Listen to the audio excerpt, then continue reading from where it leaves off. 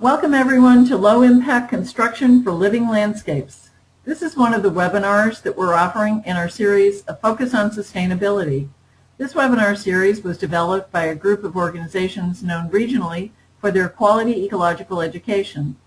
By working together, the webinar series enables us to expand the reach of our individual programs.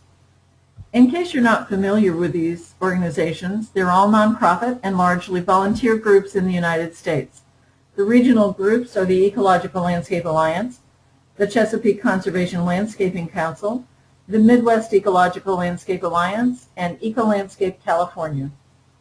If you have a question for the presenter today, you may ask it at any time by typing in the question window, and we'll take one question and answer break during the presentation, and then we'll finish up with one at the end as well. And now I'd like to introduce Doug Nachtigall, who's an intergenerational horticulturalist, landscape designer, and landscape contractor. Doug's specialties include low-maintenance, drought-tolerant landscapes, edible landscaping, permaculture, native plant gardens, horticulture therapy, and environmental art. Using sustainable landscaping practices, Doug creates habitats through biodiversity and artistic interpretation to develop living spaces that encourage a therapeutic relationship with nature through aesthetic environmental design. Doug lives and operates his business, Rising Land Design, in Alberta, Canada. Welcome, Doug. Thank you, Penny, for that introduction. I am honored to be here at this time, and I'm honored to be invited by the Ecological Landscape Alliance to be here and to share with some enlightening information about how to plan and build and restore and even revitalize our outdoor environments in general. I want to personally thank all the staff at ELA and all its affiliates, and I also want to thank everybody that's tuned in today. And I hope some of the information that I'm about to share is of use for you. And it's quite specific to, we might sound like it's quite specific to the actual job site construction, but as you'll soon find out, it actually will expand a lot further into designing, planning, and even how to be less impactful on our bodies when we actually go to construct the landscape of our dreams. So just to expand on Penny's introduction, history about me is just so you get a feeling of where I'm coming from. I grew up on a mixed farm in the foothills of Rocky Mountains in a very pristine part of the country, and it was a great place to learn and grow, and it was really the roots of my upbringing and the place that I'm very grateful that I get to come back to frequently, as it's still part of our family legacy. When my family moved into the city, both my mom and dad started a commercial landscape construction company, and so I grew up with it within that environment. Hard work and working in extreme conditions was the norm. And it was here that I observed the impacts of development, loss of habitat, erosion, degraded soils, compacted subsoils, and you name it. I also observed the impacts the process of building a green space had on plant material, and I noticed how the decline of plant material was very evident a few years after some of these projects were installed. So my own development pointed towards a little bit more of a creative side. As Penny mentioned, I enrolled in art college and proceeded to involve myself in the arts. And it wasn't too long after that that I realized that I wanted to merge the two, which was horticulture and art. And so following that, I realized that, you know, if I was to work in horticulture or work with plant material, I really wanted to get the roots of what I'm doing. So I actually returned to agriculture, and namely organic agriculture and sustainable agriculture, with the primary focus to understand the fundamentals of plant growth and regeneration within a cultivated human environment, and how to bring the organic and sustainable agricultural methods and apply them to an urban setting. So this led me to work in the fields of biodynamics and permaculture and things like that. The epicenter of these principles was found in Germany, where I traveled to do a lot of work travels, and I also have family there. and I got to work on biodynamic farms because that was sort of the epicenter of it. So I studied permaculture. I got my certificate throughout that time, and proceeded to also work in my uncle's landscaping operation. And that was a really insightful thing because I learned about European methods, and had the opportunity to rebuild a city's main central park for a centennial celebration. And that was a really good learning lesson. Specifically, I find that the European methods, because of their history and practices and the density of their populations, I find that their methods are far more scrutinized, and just seem to be a lot more advanced in how they did their work, and I learned a lot of techniques from that. So back in Canada, I began merging these disciplines with a distinct focus for merging natural elements with the human living environment. This led me to immerse myself in topics like reclamation, restoration, and revitalization of ecosystems, specific to my environment, which is prairie habitat. And this involved becoming more and more familiar with learning about the native flora and fauna and their effects on habitat and biodiversity. This awareness basically brought already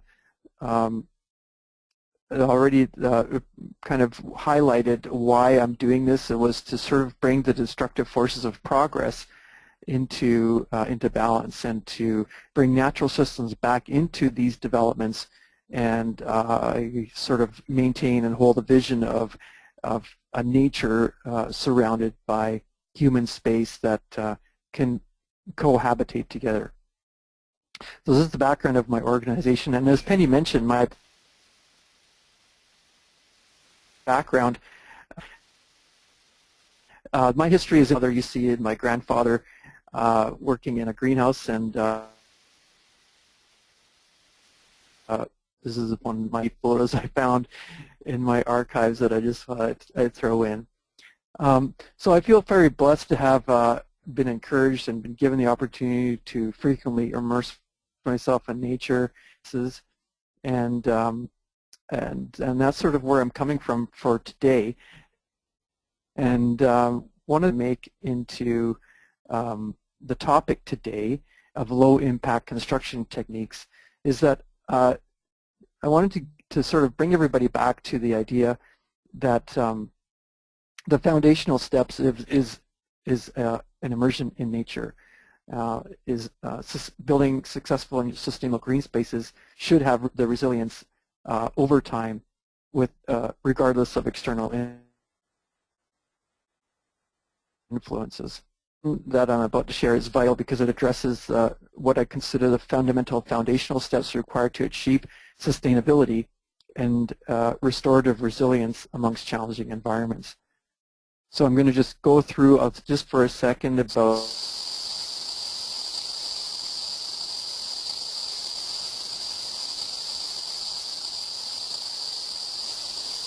what resilience and how does low-impact construction affect these outcomes.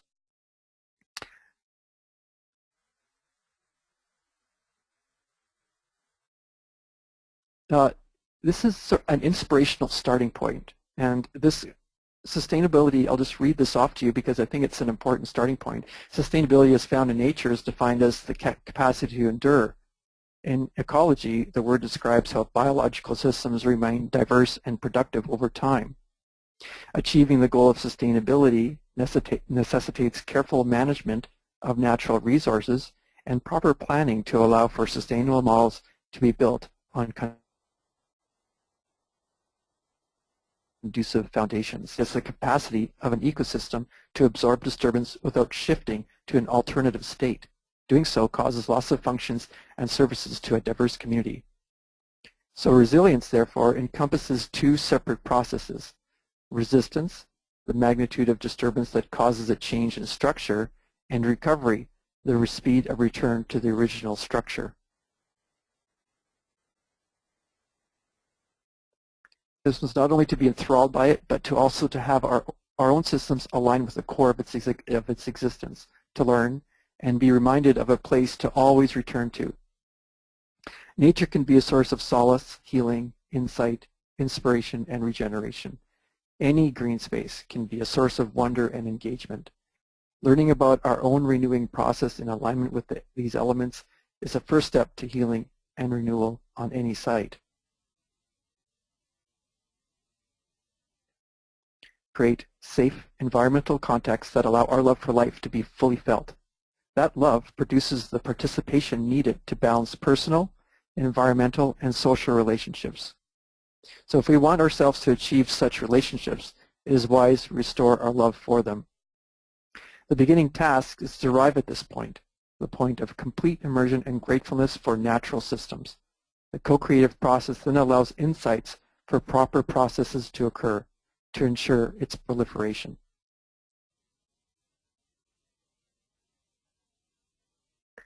The work of devastation to the natural climate can be greatly mitigated by the work we do. The way we do it is just as important as it greatly affects the success of the outcome. Let's take our inspiration from nature and intuitively bring it into our projects. The heart of this work stems from generating a sensitivity to our responsibility as earthworkers. This is a co-creative process, for nature wants to work with us and eagerly return to balance.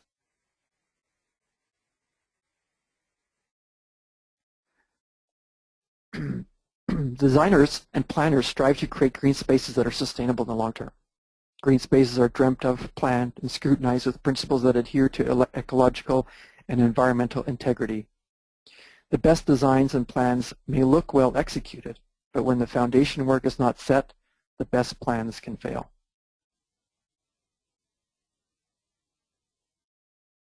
The right elements into a design, low maintenance, energy efficiency, and the most ecologically friendly principles are maintained. Ecological principles must also be adhered to in the construction phases. On-site considerations must be planned alongside ecological integrity so as to lay the foundation for what we anticipate the outcome to be.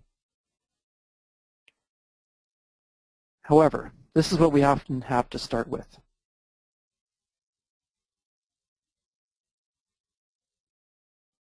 Development, when improperly managed, can cause extensive damage. Excavations and builders are not generally mindful and often misinformed about their practices can cause to future landscapes. One of the inhibits success of green space development. It is challenging to work on sites where compaction is both highly sought after for hard landscape features, such as building foundations, etc., while compaction is contrastingly detrimental for soft landscaping, such as trees, plants, shrubs, grass, forbs, etc. So we often construction sins of past construction techniques. So often we'll find these sins that are covered up and hidden to make a site look like nothing has been happening. Faced with numerous pollutants that infiltrate the ground and water table, stucco, concrete, paints, solvents, oil, spilt fuel, etc., and other nasty compounds. These can cause residual compounds to affect future soil life and settling potential. This means getting to know site superintendents and managers, note necessary cleanup required by trades prior to coming on site to work, and not doing so will impact unforeseen costs and time.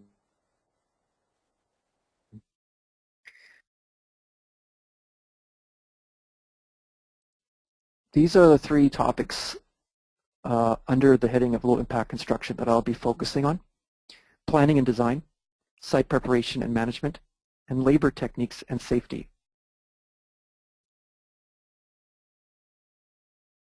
Planning and design. Site analysis.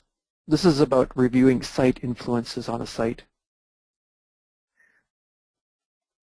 Reviewing site influences affect the way in which a design is created. Low impact construction techniques invariably stem from a good design and planning. And my feeling is that the more work that gets put into design and planning, the better the execution and success of the result.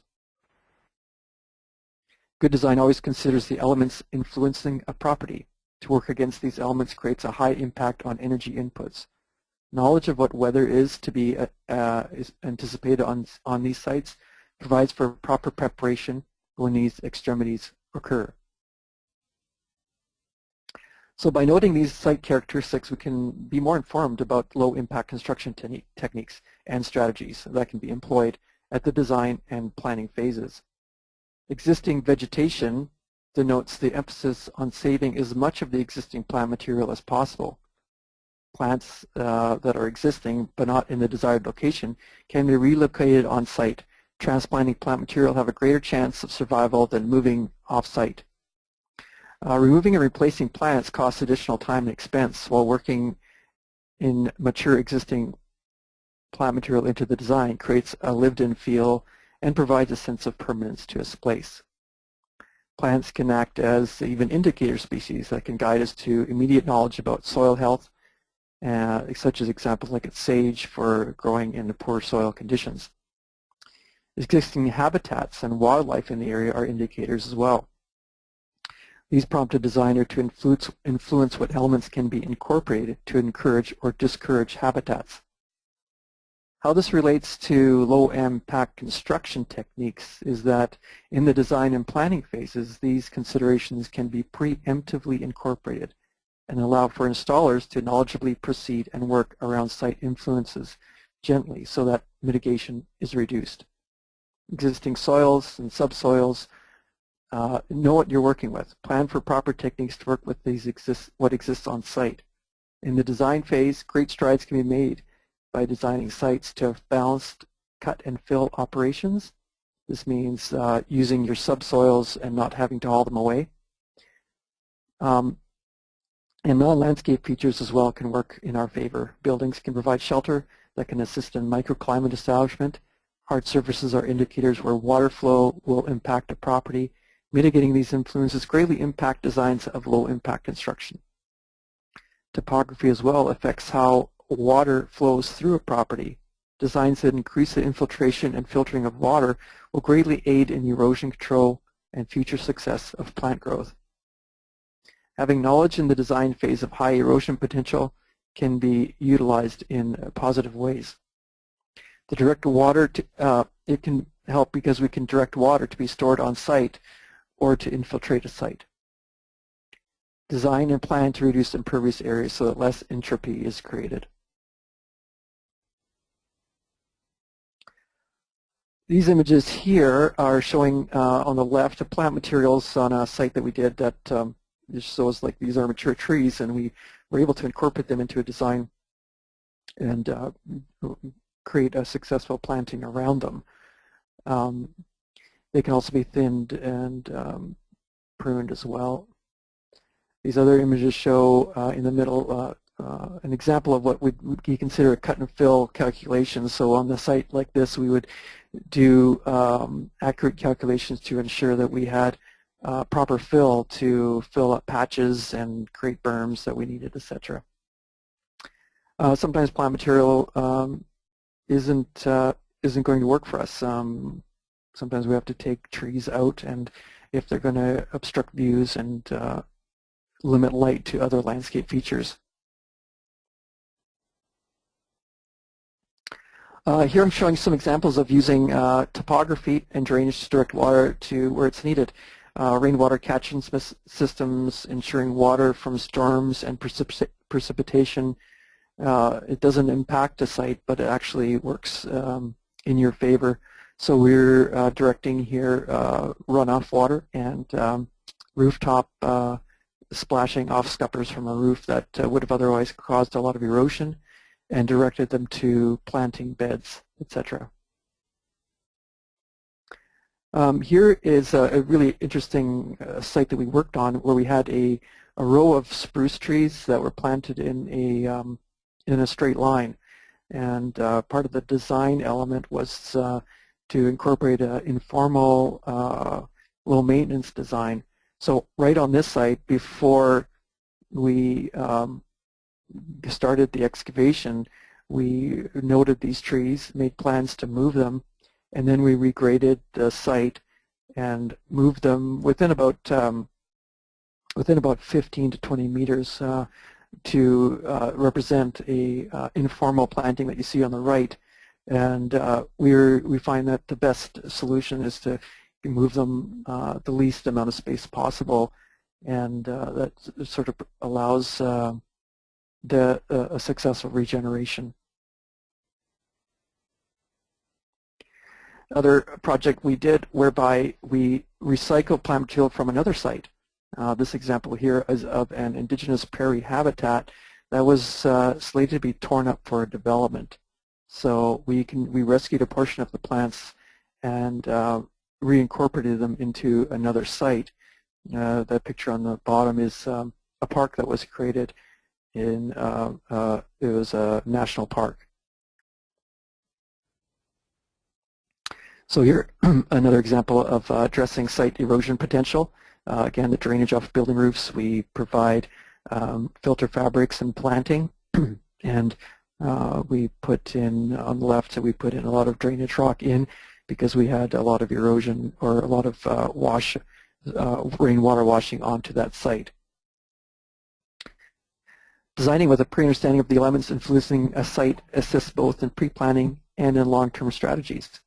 A detailed site analysis provides the insight required to create the lowest impact plan possible. So these dimensions, when we're looking at the design aspect of things, costing is a big aspect of things. We want to reduce the cost these constructions are incurring. And one of the things that I'm finding that is of a great benefit to low-impact construction is if you're dealing with items that have a dimension to them, we often focus on ways to work with those dimensions instead of cutting them down and having a lot of waste. Reducing on-site import and export frequency as well as a huge topic, and our sites are typically made with about 90% recycled materials.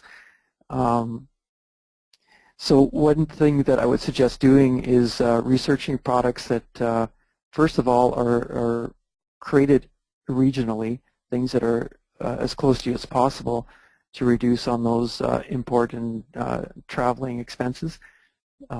We can easily use recycled plastics, metals, rubbers, glasses, etc. into landscapes, and planning to design use recycling materials that we have on site.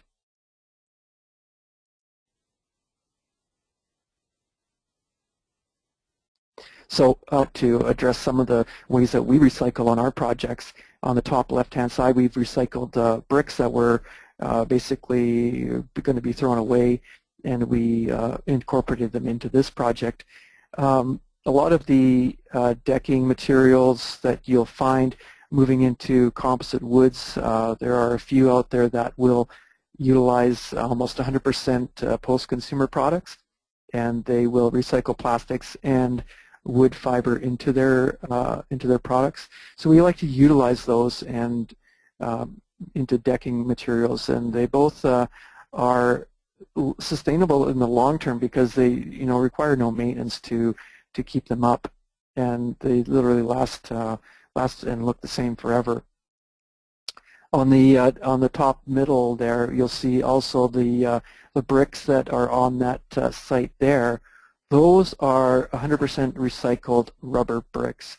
So we have a local factory that takes in used car tires and shreds them up, and they will produce these bricks out of them. And they're really great because they're very low maintenance, and they're almost designed for a playground because they're soft and bouncy. On the right, some glass mulch that's from recycled glass, and we use a product that's right in the middle that we use quite frequently in our project. It's called an impact post, and what's really interesting about this product is that it's recycled from old car parts. So if when the car recycling business comes about, they will take everything that's not attached to a magnet and pound them into these kinds of posts. Other than that, we have like boulders that we usually excavate from job sites. We have river rock that, and aggregate that gets used in ponds and in drainage systems, and as well metals and all kinds of different things that we incorporate.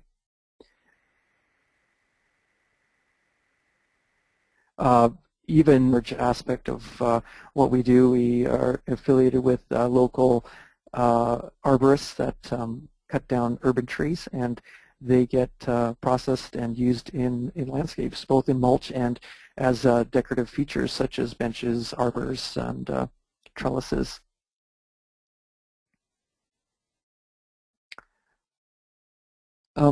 Strategically planning for regional resources allows for unforeseen opportunities to arise, such as this one. Projects here we see, and we took a site and we were able to get a hold of a contractor that was just in the development phases of another house that was to be built, and basically we utilized all of their resources from their excavation to build another site. So things such as soils, stones, and fill were used to basically do the next door landscape. Design plans should be dictated by site's accessibility, and this is important because if you can't, if you have to use large equipment to access a site, it creates a large impact on the flow of a site, and thus its compaction and all sorts of messes. So in this image we see more of that project where we had only like basically I believe that was a ski path that we had to go down. So we used larger like that hopper bucket that you see in the image, reducing cycle times. And on the right you see our all the loam that was screened out of that other site. In the design and planning phases, it really creates, my suggestion here is to just brainstorm and look at all the opportunities, what's regionally happening around that site, around the proposed area that you're going to be working in. And I would suggest looking at ways to use resources and ways to recycle products that are in and around your region.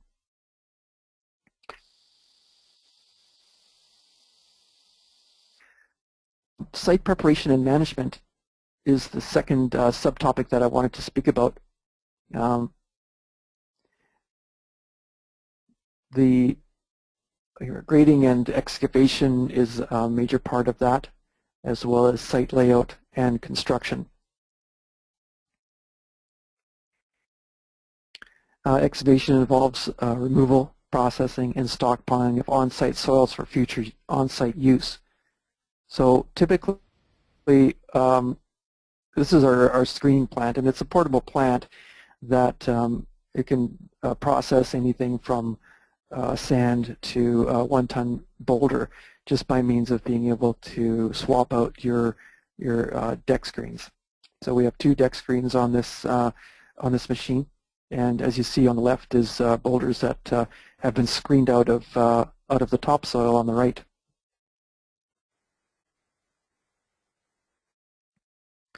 Should be done with the least impact possible. Excavators and equipment we use are with tracks, and our equipment is using flotation tires, which for me is basically we upsize the tires to allow for greater flotation. On-site soil management, we need to look at what soils we actually have on site. So what we do is we look at the quality and the quantity of the soils that exist, and we plan for that. If we feel that the soil isn't sufficient or isn't with the best life possible, we might just go with purchasing topsoil. The reason we do this is because the most life is in that top 2 inches of an existing site, because it does have the vegetation and mycorrhizal layers that we need. and has the most microorganisms and life in it. Most of the sites that we find where we're purchasing topsoil from is been stored for a year or two or more, and the piles tend to be so large that anaerobic conditions are predominant, and so the life in those soils are pretty much non-existent. It's an inert material that we then have to amend with worm castings, compost, and etc. to build the soil again in those, build life again in those soils. The main thing is when we're doing this is that we're not creating more impact. Grading is a big topic here in terms of, like I mentioned before, cut and fill, which I'll be talking a little bit about. But when we're grading, we're looking at ways to retain as much of the natural runoff characteristics as possible. Erosion is a big topic, and sediment control techniques are important. We can build swales, stormwater capture and reuse, and we can minimize impervious areas to mitigate runoff speeds of water, and of course mulches and beds and things like that. As mentioned before in the design and planning phases, planning for balanced cut and fill techniques is important because it reduces the amount of time it takes to move this stuff off site, and of course the dumping fees as well. One of the things we use a lot is the job mats, and I like using these when we're traveling over sites. I think I've got an image of that coming up here soon. But just bear with me on this slide here showing some of the tools. This is my little excavator that does a lot of our work, and our track machine that is a very light machine that does a lot of our excavating for us. We're finding that more and more environmental legislation and the increased building sites are going to be dictating what I'm talking about here, recycling where possible, and not moving things to landfill sites. The additional things that we're looking at is using rock crushers and brick crushers to utilize some of the aggregates and stones and things that are typically taken off-site that can be used into drainage systems.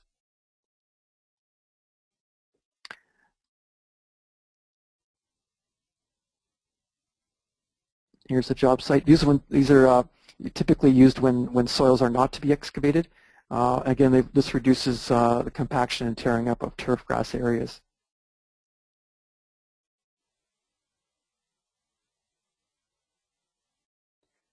Well, a key in our operations is the use of conveyor belts. And what this has allowed us to do is to be able to tread very, very lightly on our job sites, plus bring in materials that otherwise would have caused a lot of labor to import. We can store these in a very small location. They can be, they're modular, they're 10-foot width lengths, and they can be set up in any kind of a location. We have another one that's like on the bottom right, which is about a 30-foot conveyor that gets pulled behind a truck, and that allows us to get into areas where we absolutely do not want any compaction, and or if it's totally inaccessible. With the excavator that I showed before, we can get through a typical garden gate and make a setup so that we actually have almost zero traffic going in from the main loading area to the excavation area. General site considerations. Tree protection is one. We want to maintain and make sure that what we have on site is going to not be impacted by heavy construction. Stockpiles of the topsoils that we do screen is important where they're located, so that they're not going to be driven over, and that they are piled in the correct heights, and that they are also not stockpiled for too much of a time period, so that anaerobic conditions do not prevail. Flow paths are important for us because we find that if you're traveling over a property wherever you want, we generally have to mitigate all of those areas instead of just one pathway. Yeah, some of the techniques used to keep the trees that are existing on a site in a healthy condition. A lot of these mandates are dictated by your municipalities. So I encourage you to look into what their standards are. A lot of these situations that you're looking at are dictated by law that you now have to maintain and protect the street trees, and especially if you don't own them, you have to protect them. But even though you don't own them, you should protect them anyways. If they're on your site, definitely be mindful about your drip zones, which is where the last, basically if you were to look at your tree and see where the last leaf ends on the periphery, that's sort of where typically your root zones will be okay to work with. So we kind of want to stay away from those areas.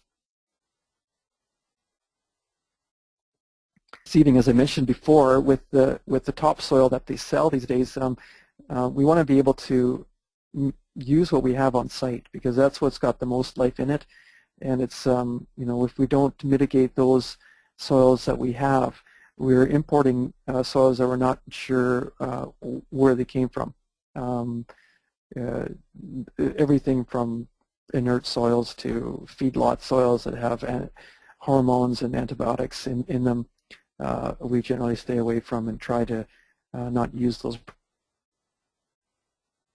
products.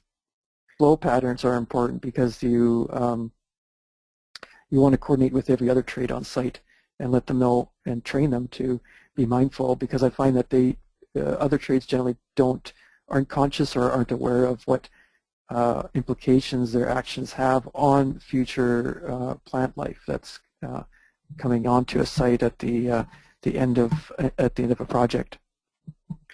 And that brings us to a very important topic that I mentioned before, is compaction. And in my experience, that's sort of one of the key words that really is a detriment to our landscapes. So I usually get called into projects where plants aren't surviving, and they're wondering why, and a quick investigation really shows that compaction, basically if we're looking at digging holes for plant material, it's like trees and shrubs, a lot of the plant material, they're like swimming pools because of all of the excavation and the construction that went on previous to landscape contractors coming to a site.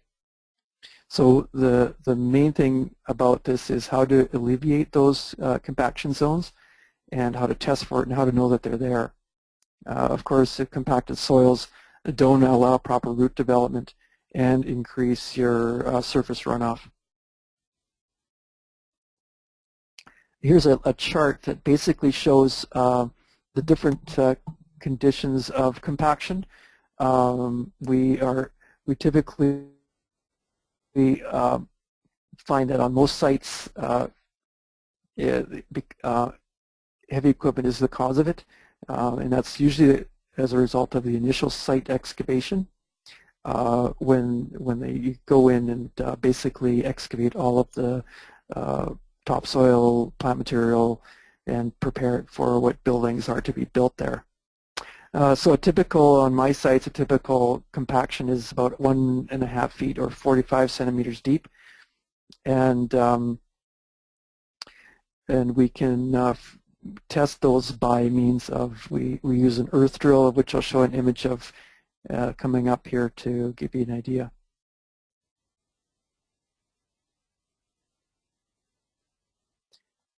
It can be greatly reduced by, again, using flotation tires. We use job mats, which are, there's a few different products out there. This one on the top left is a job mat that uses bamboo sticks in it, and it's very easy to roll up and to transport to another site. We'll even use, if we feel like the impact will be too great to deliver plant material, we'll use cranes that sit in one place, and they will basically drop the tree right into the hole that we've excavated so as to minimize the equipment traffic over a site. So this is our little secret here. The tool on the left isn't mine, but I just threw it in there because that's how a lot of the scarification is basically what I want to reiterate here, is to get in and scarify and work with your subsoils. And I'm assuming here that on my sites the way we work is we remove all the topsoil. We don't do any construction on existing topsoil. We don't walk on it. We remove it, we process it and stockpile it, and then we deal with what we have in terms of the subsoil. So we have a couple of these earth drills, and it's basically an auger bit that's attached to our cordless drill. And I would suggest if you're going to go do this, just try to find a used one. You don't need to buy a brand new one. Sorry, because you're just drilling through earth. And what we do with this tool is basically every 3 feet or so is we'll drill into the ground, and we'll feel ourselves going through quite difficultly until it kind of just pops through and we get into uncompacted subsoils. And it's in that layer of compaction that we want to alleviate. So what drilling through these layers allows is that it's not the drilling that helps us. It's actually adding the water and the soils and compost into those holes so that water percolates down and roots can find those holes and you begin to crack open that hard pan. Now in my area here, my greatest ally is our freeze-thaw conditions. So it only takes one season by doing a method of drilling through the ground that the water in those holes will, through freezing, start cracking open all of the hard pan, and we find that coming back to those sites that the compaction is alleviated. So site layout pertains primarily to minimize impact for on and off site traffic. This protects and minimizes natural and existing features, and basically we can train everybody on site to work around and know where the traffic flows are. Equipment is an important part. We want to make sure that our equipment is maintained, that it's not leaking, and that we designate areas for washing, refueling oil, oiling and lubrication activities. Always have a spill kit on hand.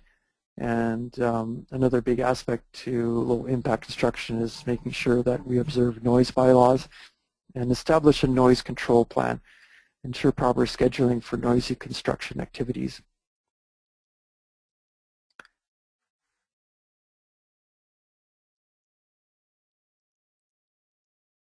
These are basic things here.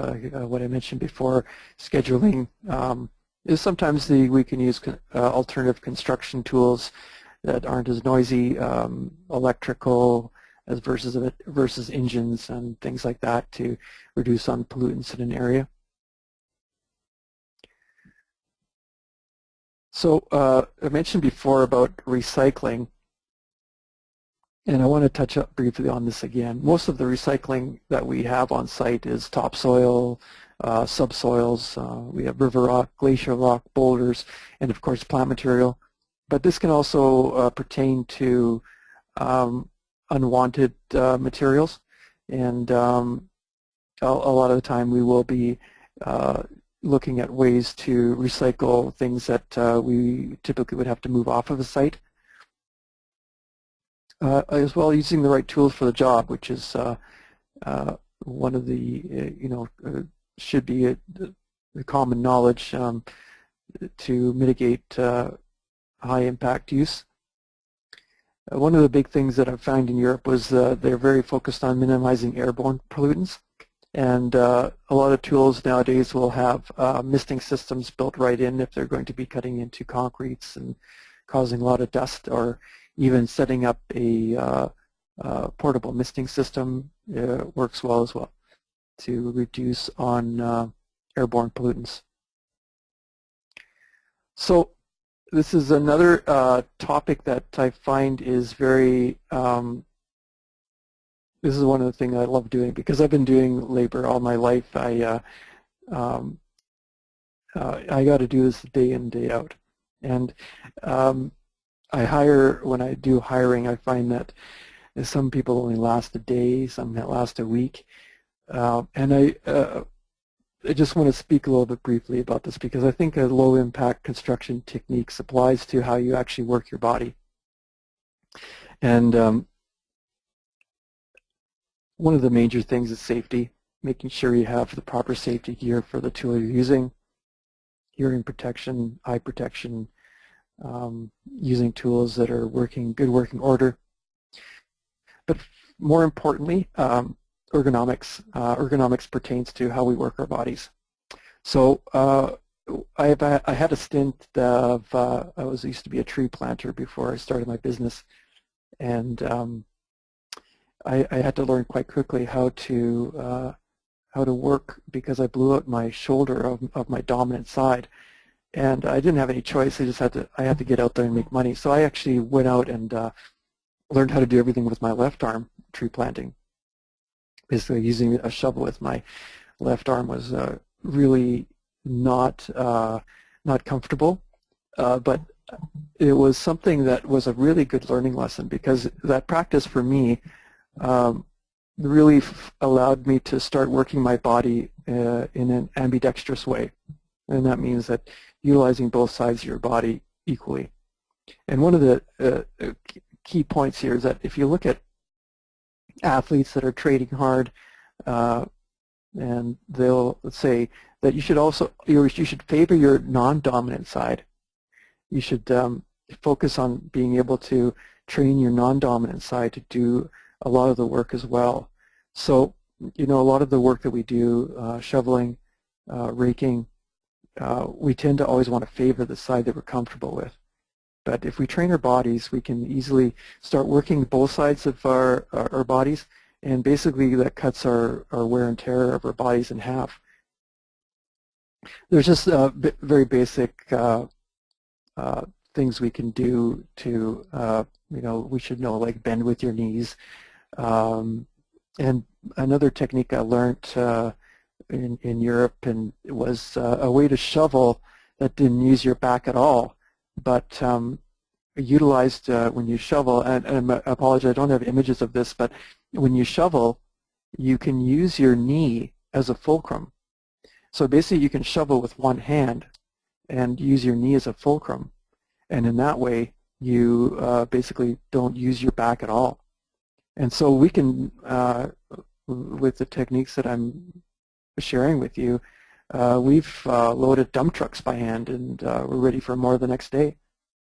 So it's just a common sense kind of tactics that we can incorporate and teach the crews or teach ourselves about how to go about using our bodies wisely, keeping your tools close to you when you're working.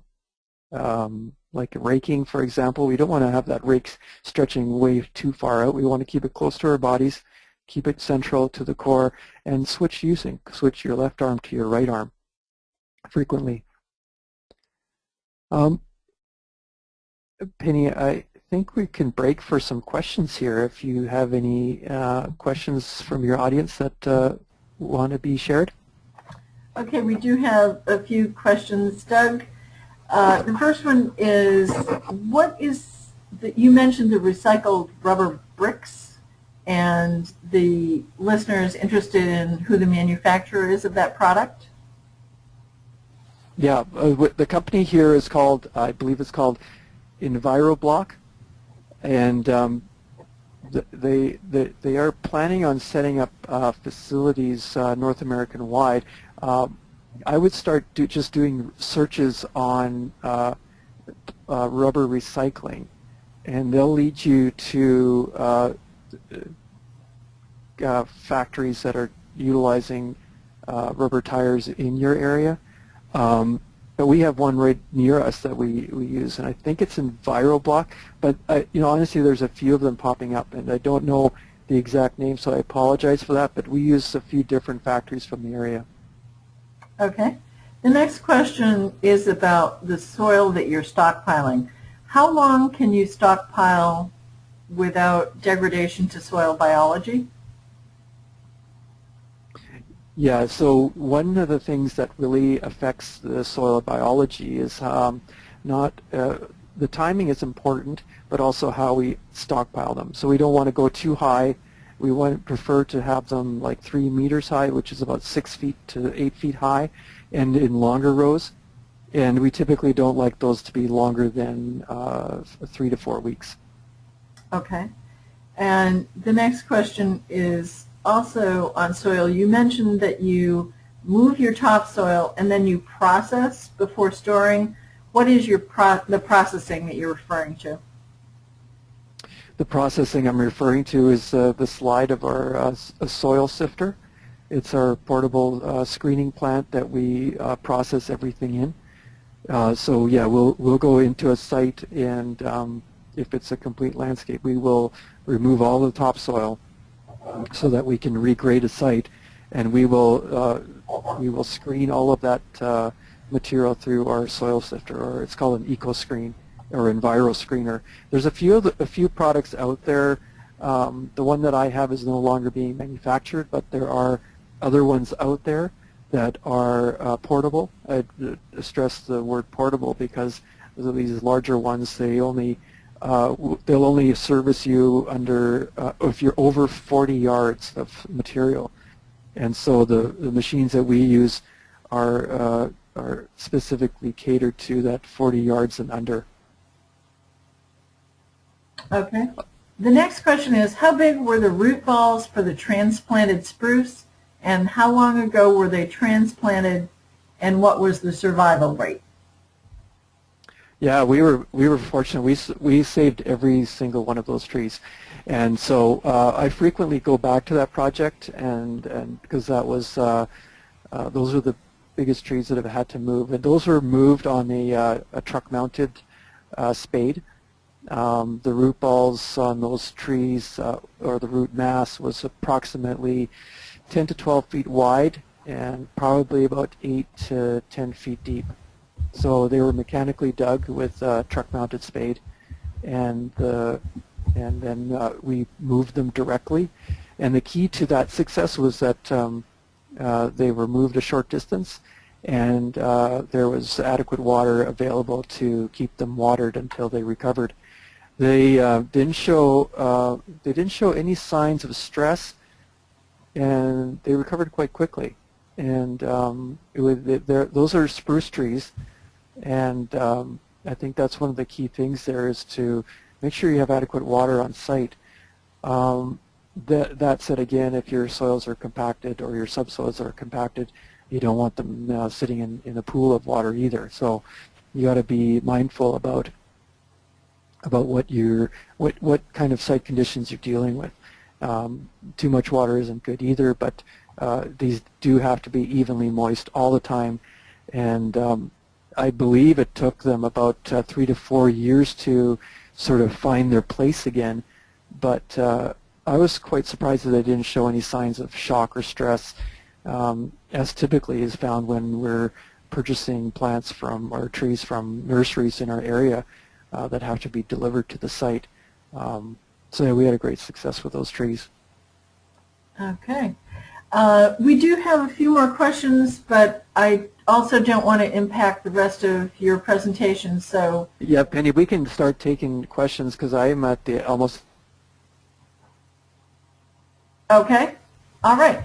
At the end of my... Oh. Sorry, Penny, didn't hear you there. So you said you want me to go ahead and give you the rest of the questions now? Yeah, I'm just going to go through some slides for people to watch instead of a blank screen. Okay, fine. The next question, much of our work involves removal of invasive plants prior to landscape construction. Do you have any insights on making this work less hazardous and more feasible? The tool again that I mentioned was that screener that we use a lot of. Now when we're dealing with invasive species, obviously removing those species is important, but what we're finding is that if you can remove them, you can remove the green matter, but the seeds is stored in that soil for a long time. So our screener, we can put up a screen on that filters out all of the green matter, the roots and the stalk of those invasive species, but we haven't found a way to keep those seeds away yet. So those seeds are in our soil bank frequently, and one of the things that I wanted to, the kind of overheading principle of low impact construction techniques is regenerating life into your landscapes as quickly as possible, because if that's not happening, those species can quickly regenerate. So the answer to that question is we screen it out. We mechanically move them by hand if we can. Again, I'll reverse just a second. Before we excavate those soils of, say, some invasive species, we'll cut them down as low as possible. So we're not screening. We'll try to get the seed heads off as best we can. We'll re-whip them down or mow them down as low as possible before we excavate the soil, and then we'll process the soils, remove all the root material, and then reapply the soils with the knowledge that the seed bank will be in there for a long time, and we hope and pray that our plants that we've seeded or planted in those sites will become the dominant species. This sort of comes back to long-term maintenance packages, which was one of the things I didn't touch on in my presentation. When I do construction of landscapes and design, we do enforce a maintenance package that will last at least 2 years after construction of a landscape has been done. And that will allow us to ensure that those invasive species don't take hold again. Okay, good. The next question, do you prefer traditional truck-mounted spade to air spading? Honestly, we haven't done that much with the air spades yet, but we do in the late fall and early spring, we do bare root transplanting.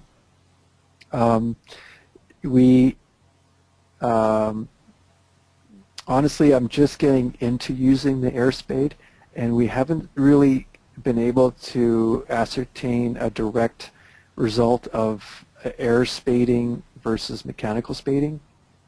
So in my whole history, I've only used spades to transplant, and we've just started to get into air spades. I like them a lot better because we can keep a lot more of the root mass intact, or the root mass is beyond what your spade cuts off intact. Mm-hmm. Okay. The next is just a comment about being aware that although you mentioned tree protection out to the drip edge, up to the drip line, that some of the newer research is indicating that the protection should go all the way out to the critical root zone, which is out beyond the drip line. Mm-hmm. Yeah. So that would probably, I mean, I fully support full protection of those trees. Often, though, if we're dealing with a mature tree that we have on site that we really want to keep, a lot of that impact again is happening before I even show up on a site. So this is a major thing that we're trying to influence trades that come before us that are doing excavation, and I'm just sort of reiterating what my municipality has for their bylaws that state, and often it's like we don't even get to the drip line. It's less than that. Okay. And yes, the most roots that you can save, yes, please stay away from that zone, especially for some of these very mature trees that are very, very valuable. Okay, we have a couple of questions about your low-impact construction techniques that relate to pricing, and do you have to charge more because you're using these techniques, or do you find that you save money in other ways to justify the higher expense? Yeah, again, the main saving here is by reducing your traveling fees and your dumping fees. So this is where we're finding is the biggest saving, and what it really pertains to things is if you're allowing those elements into your initial design and planning. We're in a trend right now where architects or landscape architects are not favoring boulders for some reason. I think there's a lot of rock placement that maybe isn't as aesthetic as it should be. So boulders are a big example of this, and I have a hard time with influencing architects to keep what you have on site, because obviously boulders are very heavy and cost a lot to remove from a site. Is it very cost effective to screen on site? I'm just sharing with you what I've built my organization to include, and so I just absorbed the costs of that equipment, knowing that in the future they would pay off. And that is something that for each individual in their organization has to determine for themselves about the feasibility of that equipment. And that's just the direction that I was going to go from the get-go. It's not cheap equipment, but if you can move it in and have your sites regenerate a lot quicker, that for me is a huge savings. It means that I have to come back less frequently. It's kind of like buying solar panels. They pay off in the long term and not in the initial investment. Okay, and a similar question to this is about how you market your company. Do you brand yourself as a low-impact construction company, or is that just part of who you are but not necessarily the marketing? Well, Penny, it's part of who I am, and because I could easily go out there and say, hey, I'm a permaculture designer, I have biodynamics, I'm all these affiliations. But one of the major things that I always like to reiterate is that it's all just good design. Like, it really has to come down to that. I don't think I don't brand myself as it. I just it is the way that the future has to go, and I think it should become the norm. So I'm treating it as the norm. I find that if I place connotations on and label things, it sort of falls into a separate little group. So I generally don't. By the way, this is an image that I have up here of another technique I used that I didn't share with you. It's my scooter that's mounted onto the bumper of my dump truck. So it greatly reduces my traveling because I can just park my dump truck on site and it doesn't have to drive me home empty. It's a funny little screen. Yeah, I can take a few more questions. I can go as long as you want, Penny. As long as you have questions, I can continue. I think we just have a couple more questions, Doug. One is there actually were a few different questions about the conveyor systems, about the cost and how effective they are at reaching unreachable areas, about what materials you're able to move on them, how heavy are they, how long do they take to set up, those kinds of questions. If you can go into a little more detail about your conveyor system. Yeah, the conveyor systems, they're good. Two people can carry a 10-foot section quite easily. I often have to do it myself with with one end having a dolly on it. They require power. We have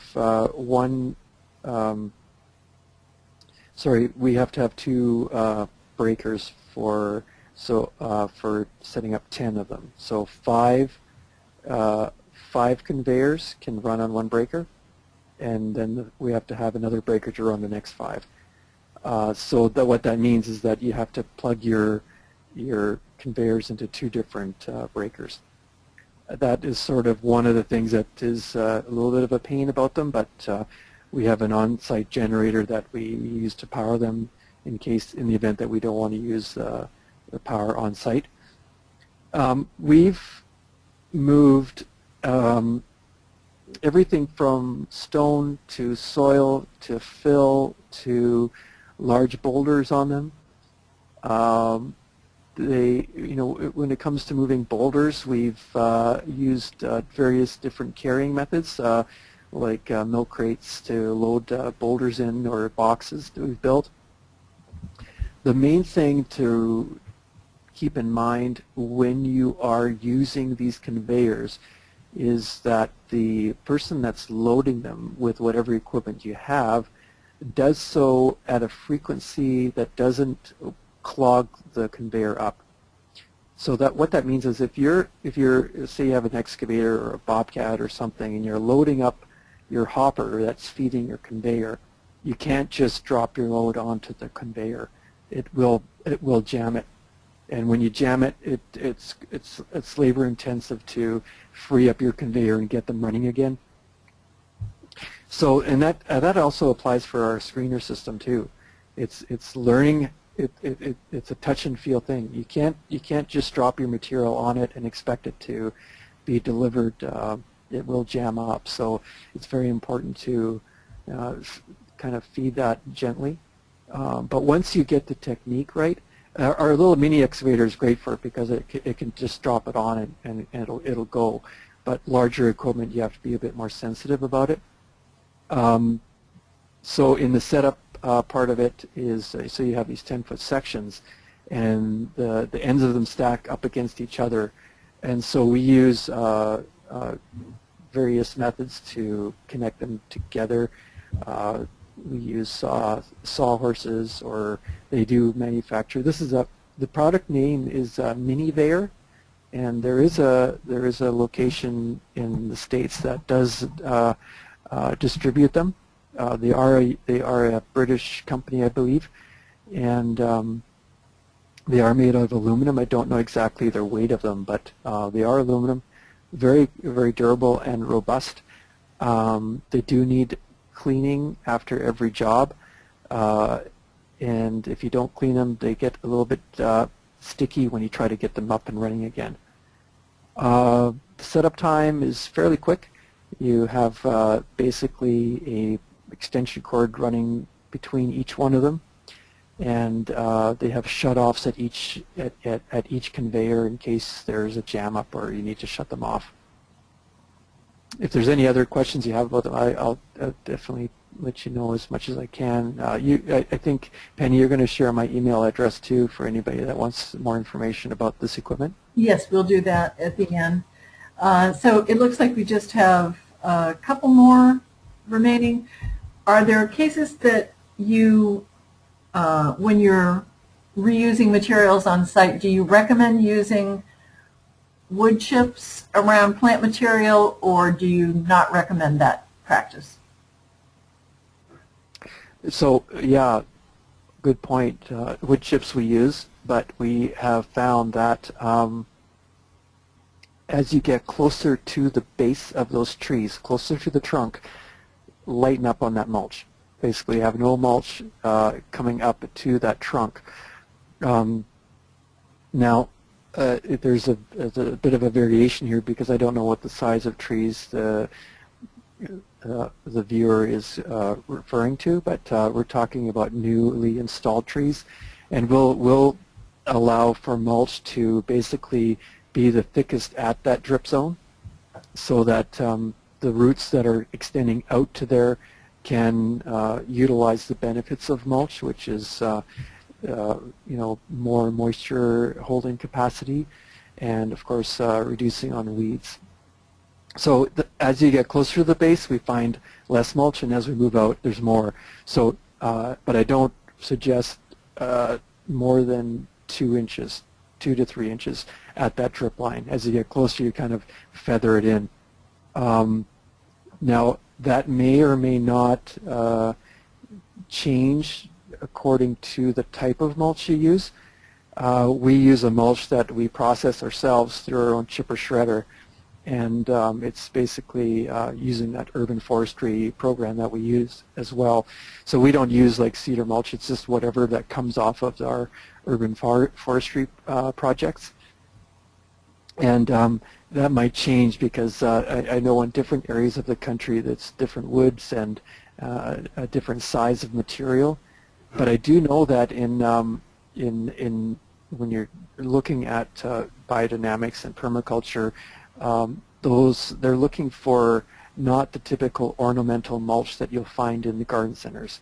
They're looking for, like our mulch, is a very a varied amount of sizes of material.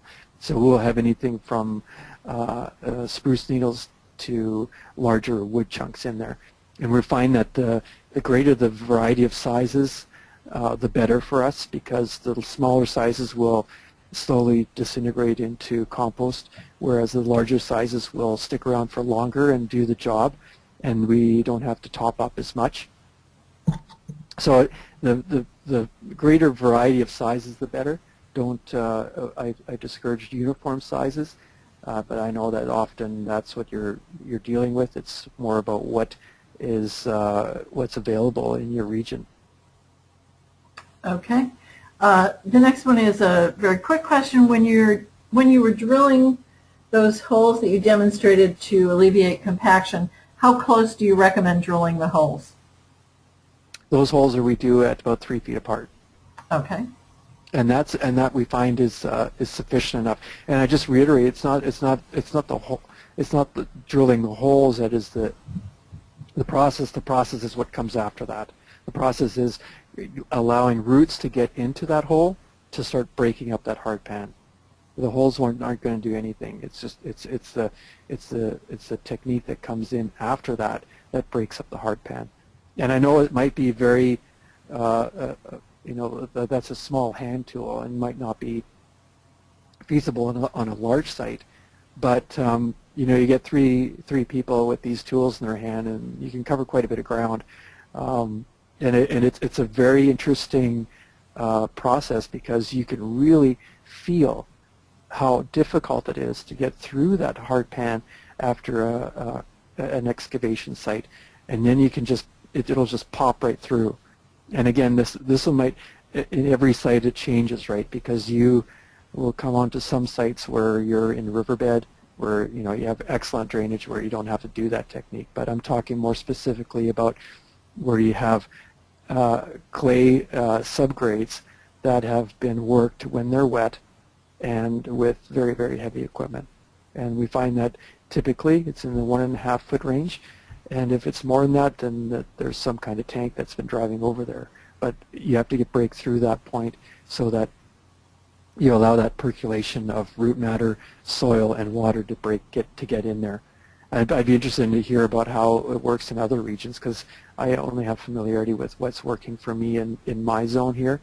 And if I use a freeze-thaw technique, like if I can get a project to come through a whole winter, we come back to those sites, and basically that hard pan is gone. Interesting. And the last question that we have is, are there cases where you don't remove the topsoil, where you specifically are concerned about harming soil integrity and or not activating the seed bank? Yeah, definitely. There is definitely those situations.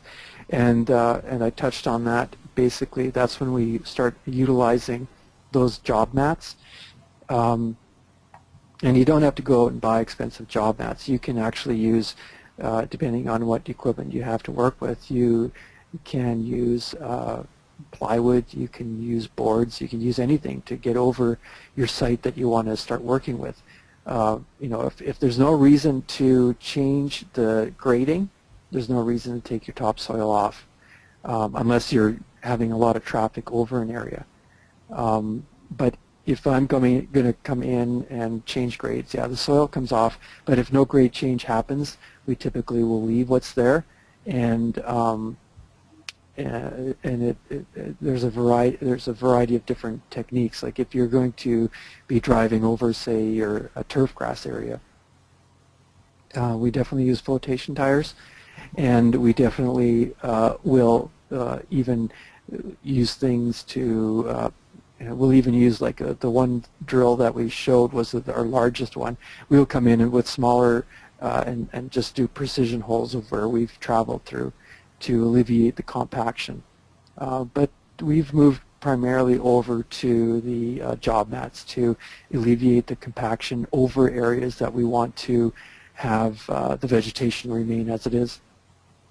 For example, if we have a project where they say, well, we want to just plant a bunch of trees in our yard, well, then we'll use those techniques. We'll keep the vegetation, the soil structure as it is, and we'll tiptoe across it with using job mats or whatever we have on hand.